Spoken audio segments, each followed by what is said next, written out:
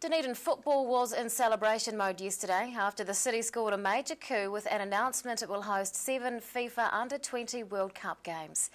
Footballsouth representatives were at the announcement and Chairman Matthew Holdridge joins us with his reaction 24 hours after the news hit.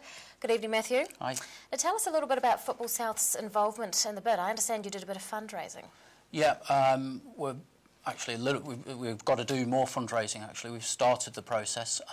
Footballsouth is one of the parties that's involved in the bid, along with the DCC and DVML. So, our commitment to the event originally was 125,000, but we committed 15,000 to that as an organisation once we'd made the decision and spoke to our member clubs. The first person to probably pick up the phone and offer, we didn't even make the call, was Sir Ian Edgar, and he's committed 15,000. So we've got that. Sort of moving on from that, we spoke to a lot of clubs at our AGM and asked them about making a commitment of about $500 per club per year for the next 2 years, and that goes across the federation from Timaru down to Invercargill, and that was a positive support. So we're doing our bit, and we feel strongly that that's helped get these 7 games, and if we didn't, we'd have probably missed out. So you know, we've got still a long way to go, but we're comfortable that we're on that road now. So tell us about the game in Dunedin. What are the numbers and the finances like? Yeah, we've got about 3,500 footballers, and that's from 6-year-olds that play at the Oval every Saturday, 6, 7 and 8-year-olds, through to masters, including myself, who sometimes plays in the over 35s on a Saturday.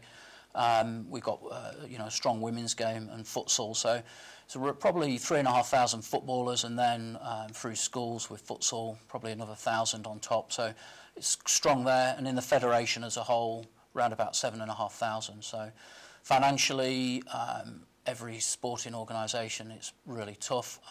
We've thankfully never lost any money over the last 10 years of operating. We aim to break even every year, but the game's changed dramatically in the last 5 years. We've gone from a sort of an annual budget of about 400,000 a year with a small surplus to nearly 900,000 a year, and that's been driven through New Zealand football's commitment to growing the game, particularly since the World Cup.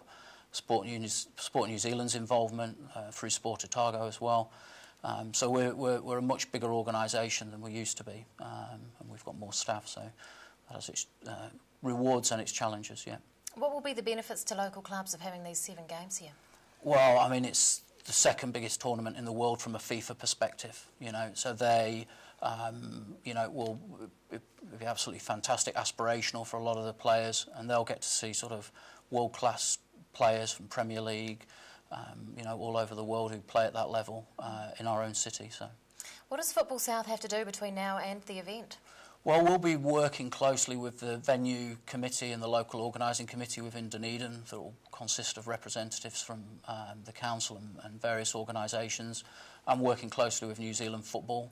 And we'll be probably that bridge between those organisations and the whole football community in terms of getting them involved from a volunteer perspective, from a participation perspective.